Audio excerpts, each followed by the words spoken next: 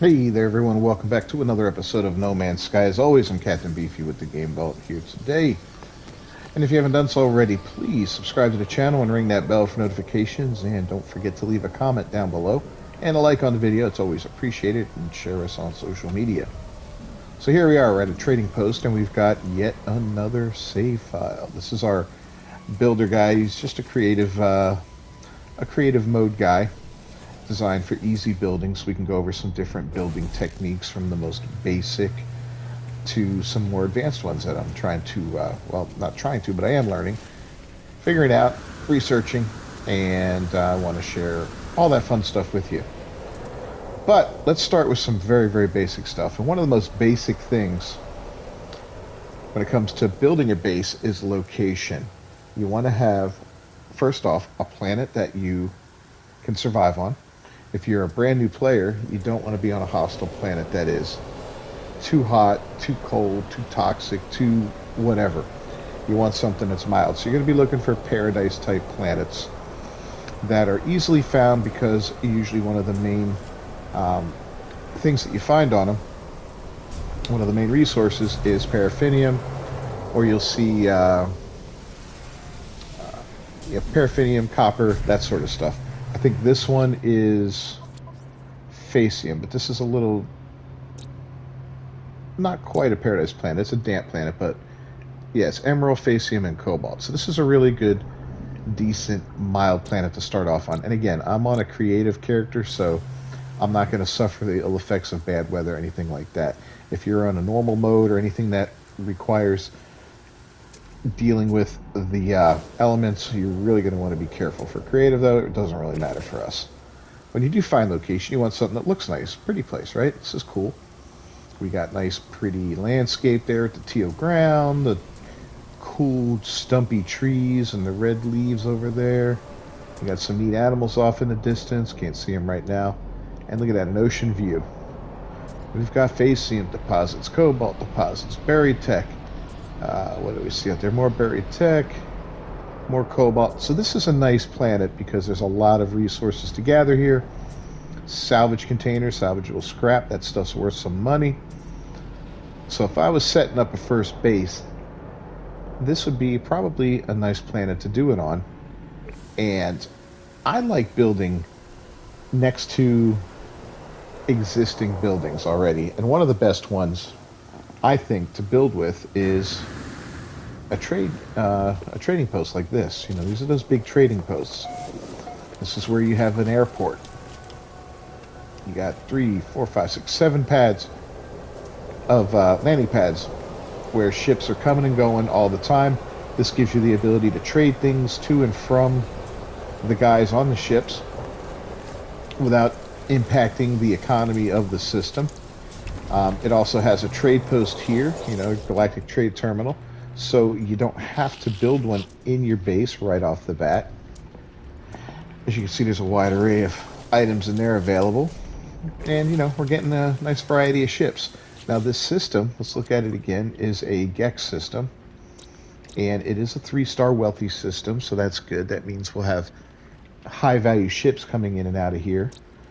And the conflict level's high, so that's not a good thing. That means we might get some attacks here or whatever, and you never know.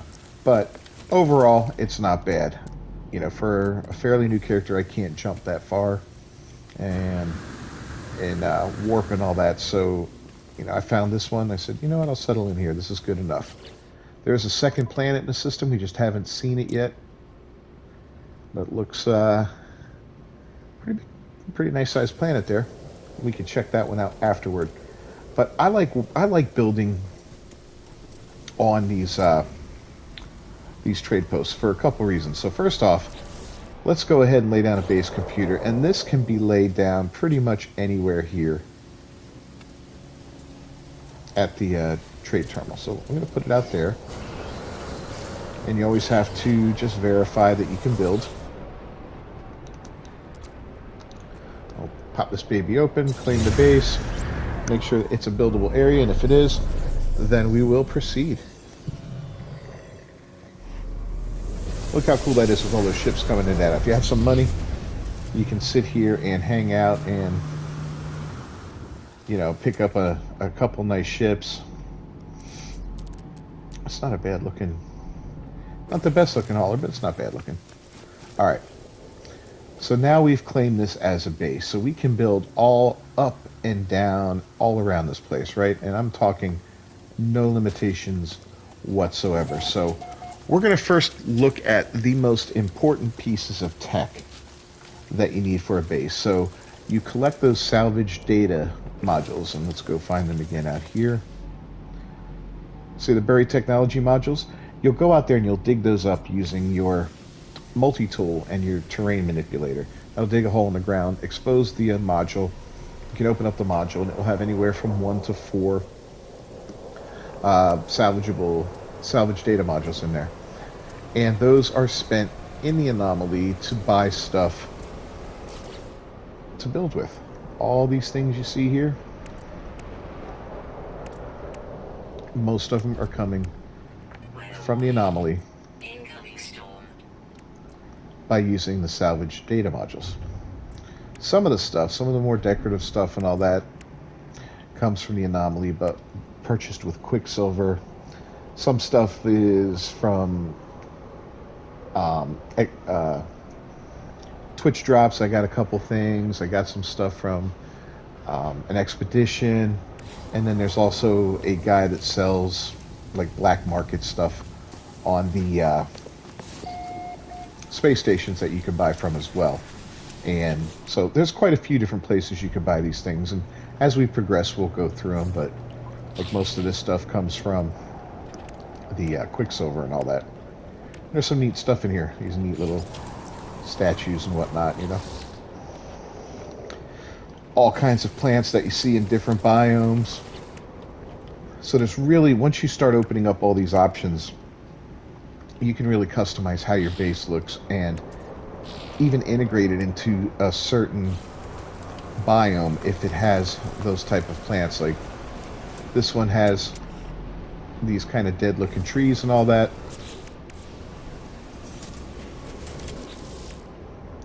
And in here we should have a, yeah, so you got like this Wizen stump and all that. Looks like it'll fit right in here, right? It's probably the same exact thing, actually. So there's that. But let's get to the tech.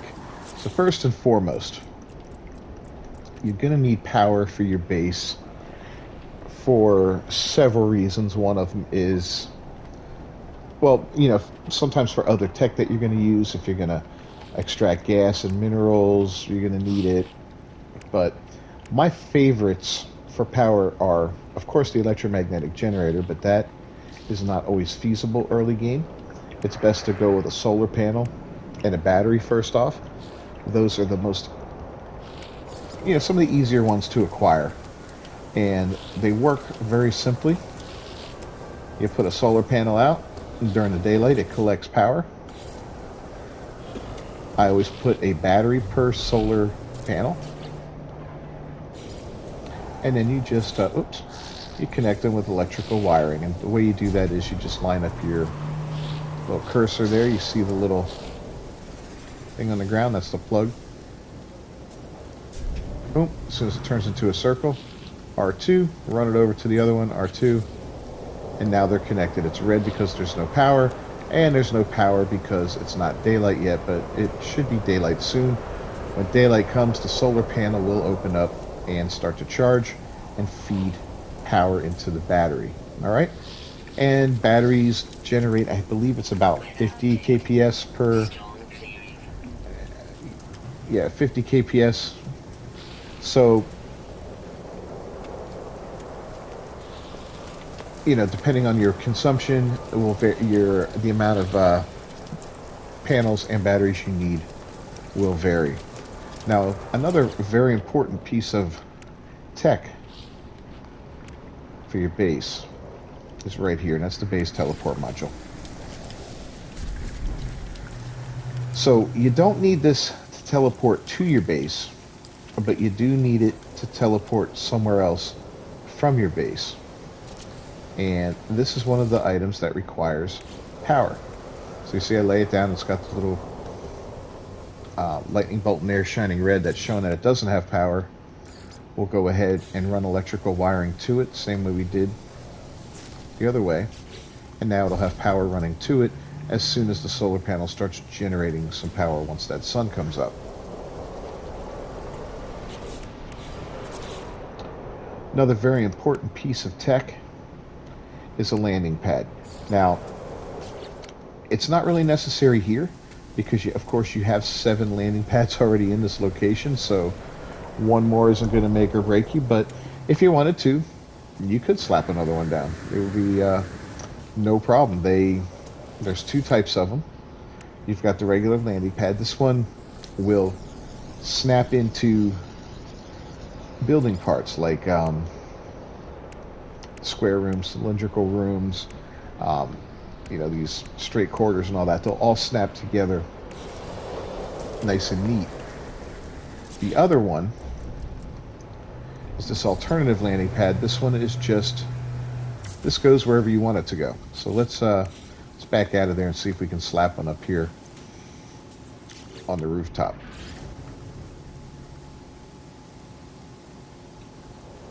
We'll go into building mode by hitting the L3 button. And yeah, as you can see, we can lay one of these out right here.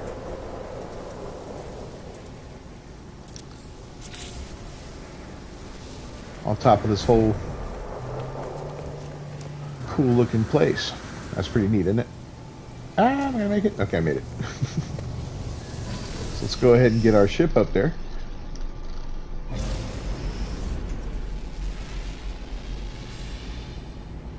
So yeah, whether you use this one or the other one really depends on the type of base you want to do. If you want something that's a little, like I like to use this for bases that are a little more quote-unquote casual rather than bases that are a little more technical in their designs, you know, and that'll be some stuff we'll go into a little bit later.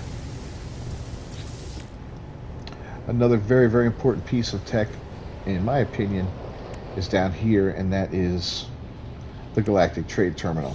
Now, we don't need one here, because again, right down here, we've already got one. But we'll put one down anyway, just for the fun of it. Let's take a look at it and see how it compares to the one that's already here. So we got what? 1, 2, 3, 4.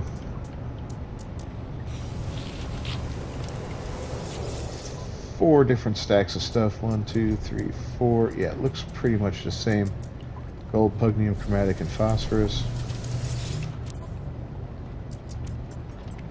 I don't know, look at that, it's different. So it does offer some different stuff, which is interesting.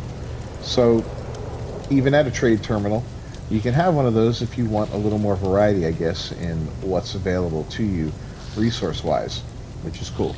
If you're not building your trade terminal, though, this is a must-have for a lot of reasons. One of them is it's always easy to go in there if you're working at your base and building, and all of a sudden you need some microprocessors, you can buy them.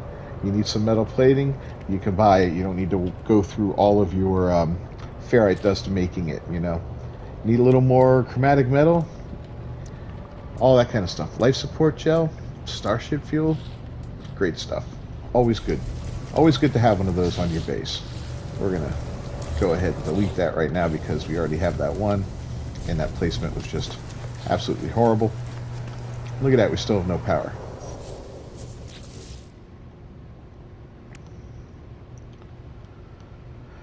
Storage can be important depending on how you play.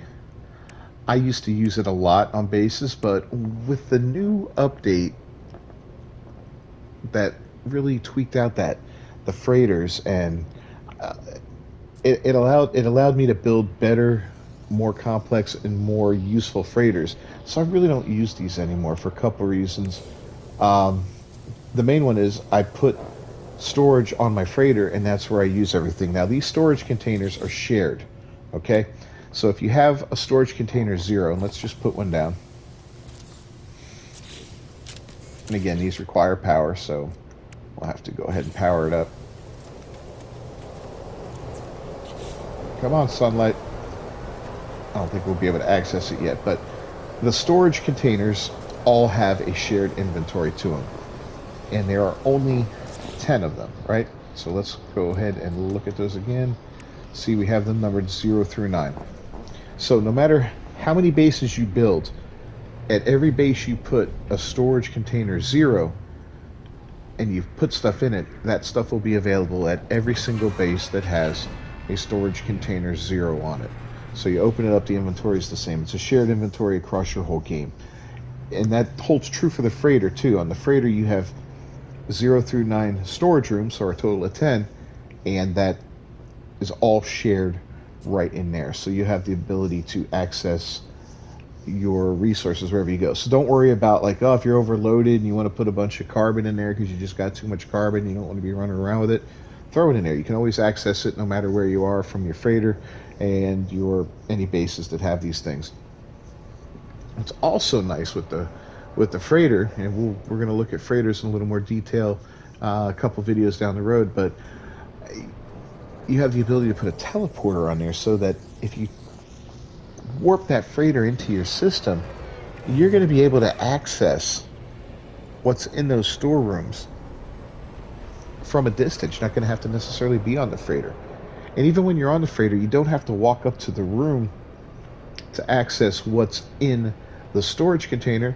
You can just go ahead and hit the little middle pad there and, you know, scroll over with the R1 button until you get to the freighter, which would be the next tab, and then use left and right like you to look through the different storage containers and stuff. So it's it's a pretty cool setup overall. It's very, very useful. You see we're finally getting some power. It's generating 26. I know I said it generates 50, but that's only in the morning and the evening as the sun is coming up and going down. It will generate a full 50 once it's fully up there. It looks like the battery isn't even yeah, it's not even collecting anything because we're using all the power on just this and that. So, and speaking of that, when you do go to build something, you can see over on the right hand side where it says storage container, there's a little lightning bolt with a 5 on it. It requires 5 power, just so you know. So if you are setting up a power grid and you're going to put all 10 of these down, well, that's going to require 50 power right there, which is one solar panel is going to be required just to run all of those at the same time during the peak of the daytime hours. You'll want more of these. You know, you're always going to want to generate more power than you need so you can start building up those batteries so your power will still function at night. Otherwise, things will shut down at night and be useless to you. So, yeah, that's not good. Some other very, very useful tech are these hydroponic trays, large and small, and a standing platter. Now, these things are great because this is a great way, these little platters here, to consistently make carbon. And it doesn't make a ton of it, but it does make it a decent amount, and it regenerates on a regular basis, so you don't have to worry about running out of it. And you can see I just gathered 43 carbon off of there. Now what you gather may be different than what I gather. It's hard to say, but that's a good choice. Now the other one, I'm going to put just another solar panel and battery down real quick. And don't worry, we're going to clean this place up. I'm not leaving it looking like a crap hole like this. This is pretty bad. Alright, now we got power going everywhere again. Still only generating half power. But now look, the battery filling up. You look inside there and it tells you how long until it's charged. And you look inside a solar panel, it shows you how much daylight's remaining. So you see I don't have a lot of daylight remaining. Probably not enough to charge up, but that's okay right now. We don't mind. And the hydroponic trays. Talking about these are great because at any time in the game, plants are useful. Early game, mid game, late game. There's always a use for different types of plants. And gathering plants can be a little tedious. You know, you have to go to the right planet that has that plant that you're looking for on it. Let's go back here. You see, this one doesn't even have a plant on it like some of them do. Some of them will have like the cold planets will have frost crystals. You know, each type of planet has a basic one on there. And they're all, you know, right down here. You know, you got gamma weeds on some, star brambles, all these different types of plants. You can plant these on their native planets, no problem. Or you can use these hydroponic trays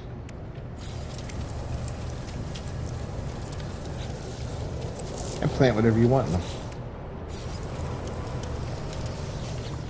And then just harvest them when they're good and ready to be harvested.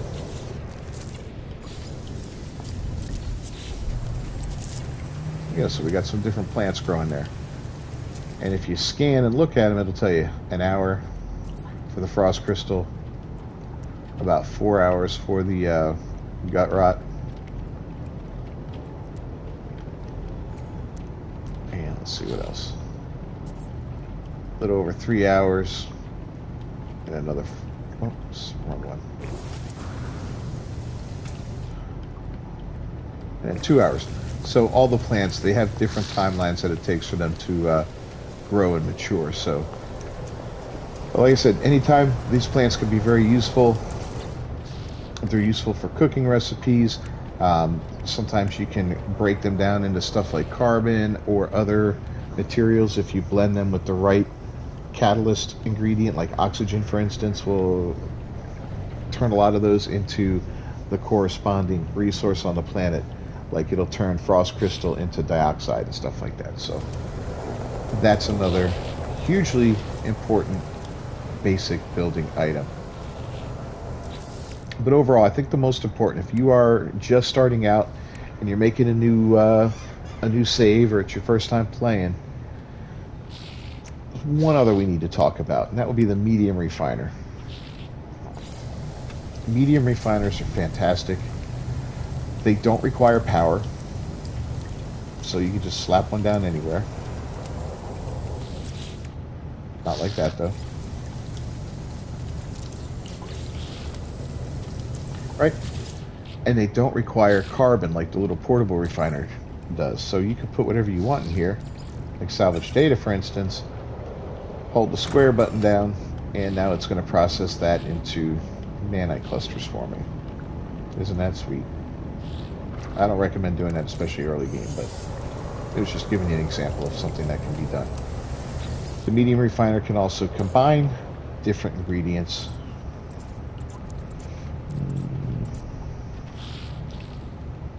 What can we do that'll be a good one?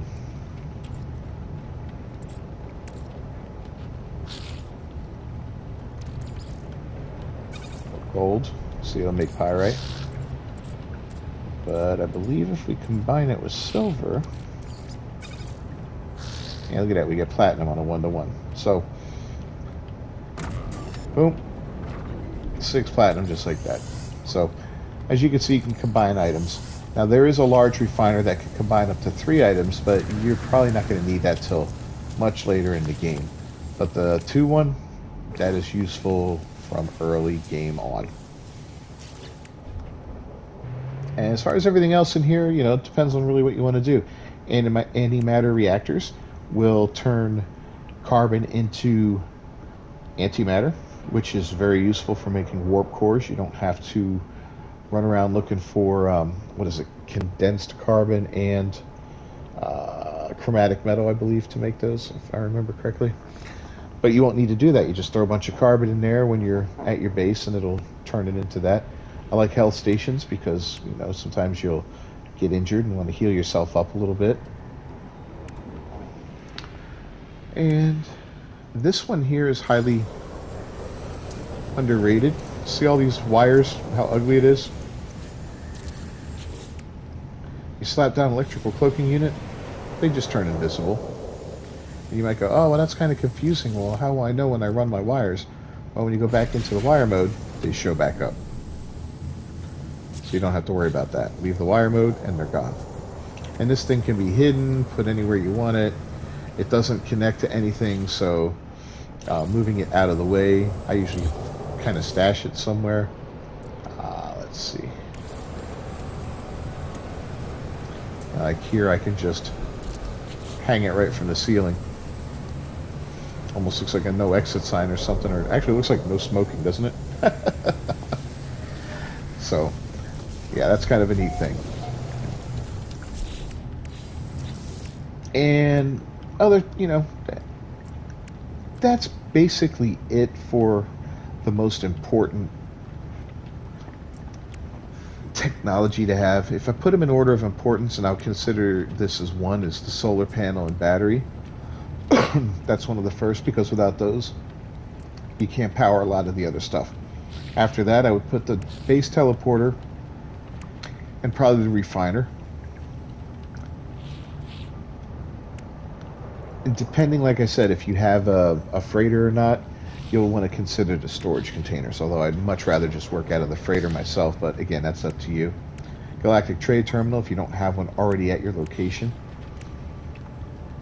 You know, and then the hydroponic things and the standing planter, those are okay and useful, but not really important later on. And the landing pad's kind of nice, but it's not the most important thing right off the bat, you know, especially depending on where you build. A lot of times I like to build near buildings, even if it's not a trading post like this. A lot of buildings will have a landing pad there and a Galactic Trade Terminal, so that kind of lowers my need for those right off the bat. And you can save yourself the salvage data modules early game by building around buildings that have those things, if that's what you want. So what do you think are your most important technology items for building a new base? What do you go for first? I always go for power first, and then I go for the teleporter, and after that it really depends on what I want to do with the base, but I highlighted all the main things that I normally like to go with right off the bat. Well, thanks for joining me for this very, very basic building video. We're going to kind of go through and do a little series on building with this new character here, and continue moving forward. When I come back, I'm going to have a nice little base here, and we're going to discuss how I built that and why I did it like I did at this place. So that'll be the next video in this series. Thanks for joining me. As always, I'm Captain Beefy with the Game Vault. Please subscribe to the channel, ring that bell for notifications, and don't forget to leave a comment down below and a like on the video, and share us on social media. I'll see you next time.